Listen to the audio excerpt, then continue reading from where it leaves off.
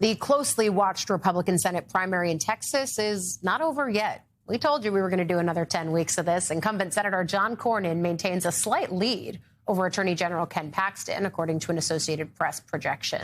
But both will now advance to a May 26th runoff, since neither got more than 50% of the vote. Congressman Wesley Hunt finished a distant third. President Trump declined to endorse any of these Republican candidates. And as for the Democrats, the AP projects State Representative James Tallarico as the winner in the party's primary battle for the U.S. Senate, with roughly 53% of the vote, defeating Congresswoman Jasmine Crockett.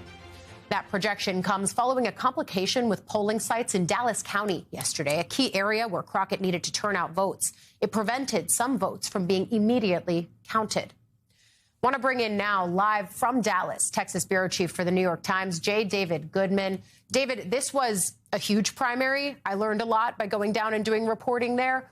In the Republican side, let's start there. Incumbents get first pick. Senator John Cornyn and Ken Paxton now going to a runoff. I think many of us predicted that's what it would be. But the fact that Cornyn is leading in polls, at least as of right now, I don't know. I think people thought that Paxton might have had more momentum and actually could have hit 50%, though no polls had him there. I mean, what do you see in this? Well, I think what we're seeing here is, the continued value of campaign money to bolstering a candidate. I mean, you had about $70 million roughly of advertising and other campaign spending on behalf of John Cornyn versus a small fraction of that for Ken Paxton. And that seems to have really paid off for the allies of Cornyn that really wanted to support his candidacy and prevent Ken Paxton from walking into the Senate. But the fact that with all that spending, John Cornyn only got to about, 42 or so percent in this first round, it's not that encouraging for the incumbent senator because, you have more than a majority of primary voters here in Texas voting for somebody else. And you heard that from a lot of folks here in the state that, John Cornyn's been in office for 4 terms here and it's time to move on. And I think while he is in the lead here, he's not leading by much. And, he's going to have to go back and convince those voters that didn't vote for him, that voted for, either Ken Paxton or Wesley Hunt in a runoff that, that they should support him now. And I think that's going to be a tough case for him to make.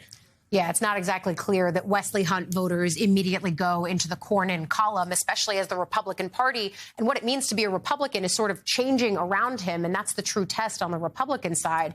And then on the Democratic side, you've got James Tallarico emerging victorious here, defeating Congresswoman Crockett. Talk about the shadow that Tallarico casts over this race. And if this is the moment that Democrats finally flip Texas, because to me, the biggest difference between Crockett and Tallarico wasn't on policy. It was on theory of the case of how you flip the state.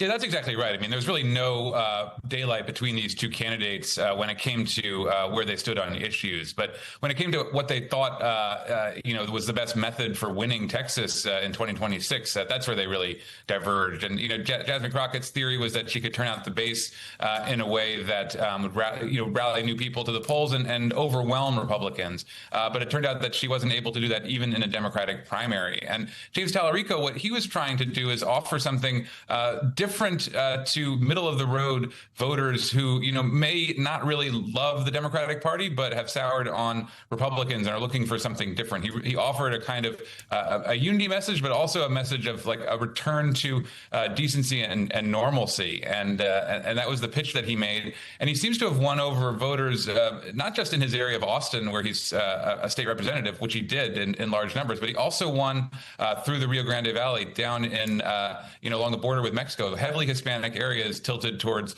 James Tallarico as well. And that's something that's got to be encouraging to Democrats who need to win over those voters if they're going to prevail in November's election. Yeah, I think that's absolutely right. I think one of the things Tallarico consistently said was coming with an open hand, not a closed fist, to any voter that might be either disillusioned with the Republican side or just looking to what Democrats like him might be able to provide in that state. I think as we forecast ahead to November, the way that Cornyn has been talking about Paxton is calling him the kiss of death for Republicans in Texas. Is that true based on what you've seen on the ground? Does that give Democrats a leg up if it's Paxton who actually is the Republican nominee? I think it remains to be seen whether he's the kiss of death. But Democrats really, this is the outcome that Democrats wanted to come out of Tuesday. They wanted to see James Tallarico, at least Democratic operatives and folks nationally, they wanted to see James Tallarico, in this position because they felt like he had the best chance to offer a contrast to someone like Ken Paxton. And that's been a case that actually John Cornyn's been making to Republicans, saying, look, the Democrats are going to put up this candidate, and the best person to beat him is me and not Ken Paxton, who has this history of legal and ethical troubles, and it's going to be more of a weight on the party. They're going to have to spend more money to rally people to the polls. Now, what Ken Paxton is arguing, and there's some evidence to back this up, is that he is more of a motivator to a certain part of that Republican base, and that maybe having him at the top of the ticket turns people out. But history in recent elections shows that Ken Paxton has generally underperformed other Republicans in statewide races, and so I do think this is an outcome that if it ends up being Ken Paxton, would be a benefit to the Democratic Party, at least at state level with the Senate race. Whether it trickles down and hurts the party in other races, that's what John Cornyn is saying, and it's not clear that would actually be the case. Yeah, I mean, Cornyn has outperformed Trump, for example, in 2020. So that's an interesting argument. And then, of course, I wish we could get into some of the House races because there were some really fascinating incumbents defeated overnight. For now, Texas bureau chief for the New York Times, J. David Goodman, at the center of the action in Texas. Thank you for coming on. Thank you. But there were also elections in North Carolina, and right now the field is set for the race in that closely watched Senate seat race. Former Democratic Governor Roy Cooper is set to face off against Michael Whatley, a former Republican National Committee chair, close ally of President Trump. They are looking to fill the seat of retiring Republican Senator Thom Tillis, who you saw earlier in the show. Trump has won that state in the past 3 elections, but Cooper was elected governor in 2016 and 2020, outperforming the Democratic candidates for president on both of those occasions. Cooper, who has yet to lose a statewide race, has focused his campaign on affordability. Meanwhile, Whatley was reportedly recruited to run by Trump, having worked for the president's 2020 campaign on so-called election integrity efforts, a lot of the election denialism stuff.